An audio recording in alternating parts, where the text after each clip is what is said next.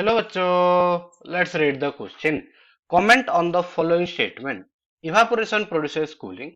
Second, rate of evaporation of an aqueous solution decrease with increase in humidity.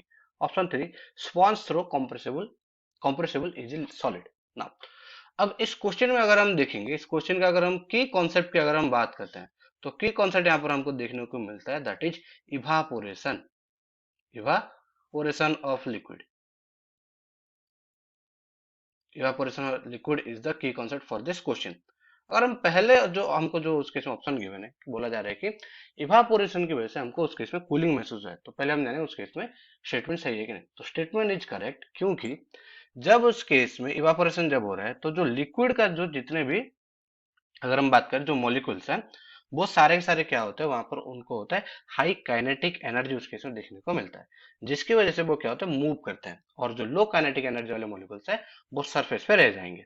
अब ये जो लो kinetic वाले जो जितने भी मॉलिक्यूल्स है, वो सरफेस के रहने की वजह से वो क्या करते हैं, उनका उनका जो टेम्परेचर है वो डिक्रीज होता है कंपेयर टू, अगर हम देखें जो उस केस में हाई काइनेटिक एनर्जी था. तो इसी वजह से वो क्या करते हैं कि अपने आसपास वाले जितने भी एनवायरमेंट है, वो उस केस में क्या करेंगे, यहाँ पर जो हीट है वो उस केस में एब्जॉर्ब करेंगे, और इसी वजह से हमको देखने को मिलता है कूलिंग इफेक्ट. तो क्या होता है इस केस में, अगर आप देखेंगे, low kinetic low kinetic energy molecules energy molecules absorbs absorbs absorb heat from the environment heat from the environment. इसकी वजह से हमने देखा है, जब उस केस में हीट यहाँ पर लूज होगा, तो ऑफकोर्स एनवायरमेंट क्या हमको कूलिंग इफेक्ट उस केस में देगा. Due to this due to this during evaporation during evaporation we get a cooling effect.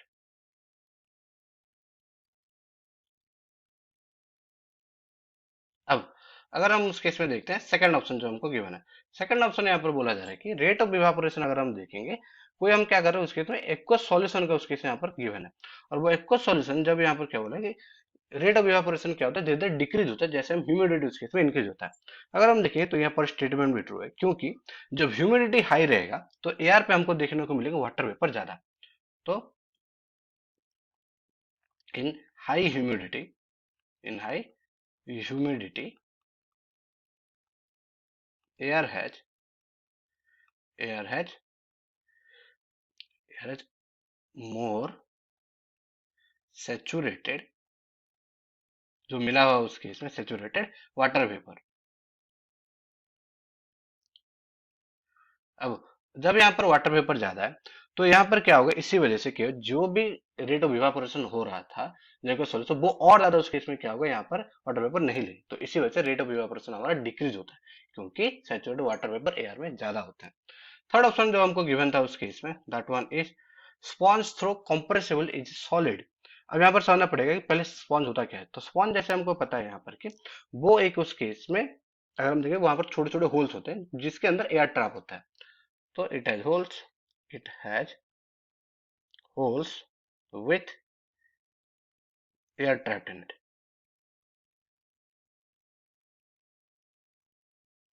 Trapped in it. तो हमको देखने को मिलता है उस केस में यार वहां पर होते हैं. अब इसी वजह से मटेरियल उतना ज्यादा रिजिड इन नेचर नहीं होता, तो इसे जब हम प्रेस करेंगे, वो एयर उस केस में क्या होगा, वो उस केस में निकल जाएगा, और वो क्या होगा, कॉम्प्रेस हो जाएगा.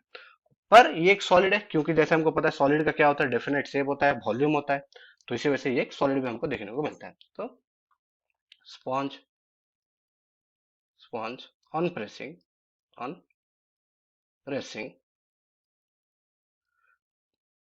क्या होगा उस केस में, air is expelled out is expelled out, but it also has a solid because it has a definite shape, volume. और उस केस में यहाँ पर शेप कॉम्प्रेस करने से चेंज हमको बस इतना ज्यादा नहीं देखने को नहीं मिलता. I hope you understood well. Best of luck.